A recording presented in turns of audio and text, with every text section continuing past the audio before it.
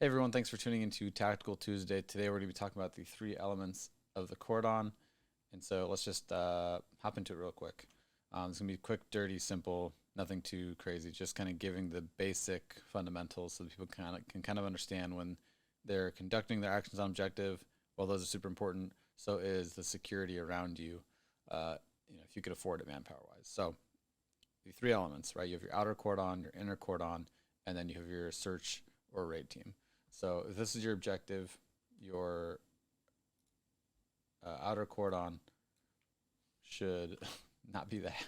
should be should be making sure that nothing is entering from outside, right? You want to make sure that there's no other hostiles or anyone else, even just random bystanders coming in and messing with the functions of your actions and objective that you're going to be having.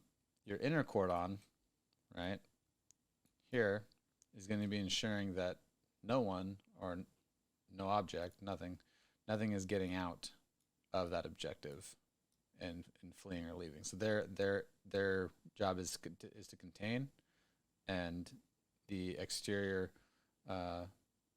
cordon is meant to repel, right? This is where this is just our entry point, if you will.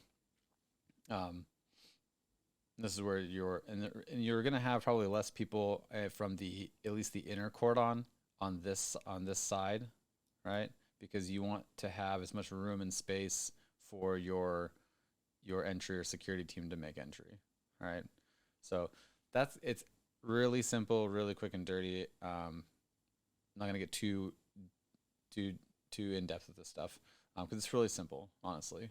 Now the outer cordon, some things to consider for the outer cordon. You're gonna want to have people on the ground. You want to be able to stop foot traffic, vehicles. They're gonna have roadblocks and barriers set up. If you have digital or electronic assets such as um, drones, blimp feed, if you're working in a larger environment. Um, but drones are really easy and accessible. Those can help the outer cordon scan for incoming threats. Um, and then probably having at least on two of the major flanks of the objective, having some high ground, just so you guys can also get more intel of things of larger movements that could be coming towards the objective. So those are just some outer cordon considerations, but definitely having the manpower to stop people from coming inward or or delaying it.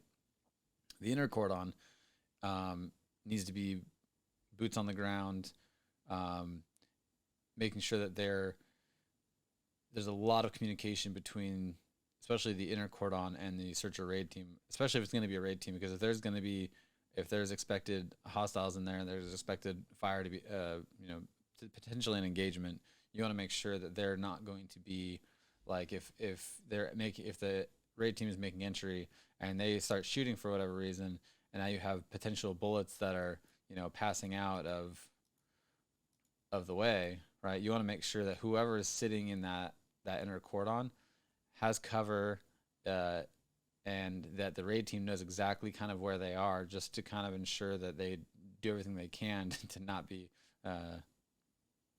It's really hard for them to obviously do that, but you want to try to minimize any sort of like potential incidences or accidents as possible. So communication is key, and ensuring that they have some cover between them and the exterior of the building while still being able to see the exit point. So if there's a window here or a window there, or fire escape over here or something, whatever the case is, you want to make sure that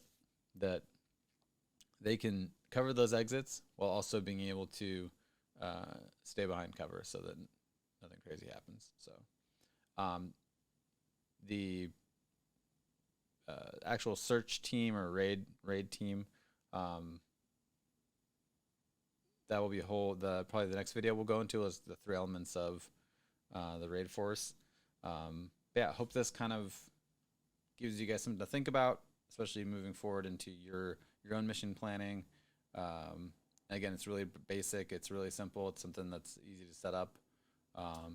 Yeah, thanks for tuning in, guys. If you guys have any questions or comments below, feel free to leave them. and I will see you guys around. As always, stay loose, battle on. If you guys get a chance to check out Range Tough, go to rangetough.com or www.rangetough.com. And if you use whiskey03 at checkout, that's a discount code for on all the DPM products, the recoil reduction systems, and armor. And yeah, and there's also we have a really cool Meshtastic network device that's LoRa and operates on LOS, and it can run the ATAC or attack servers on it. So if you guys are interested in that cool kind of comms network stuff, go ahead and check it out, and I will see you guys next time.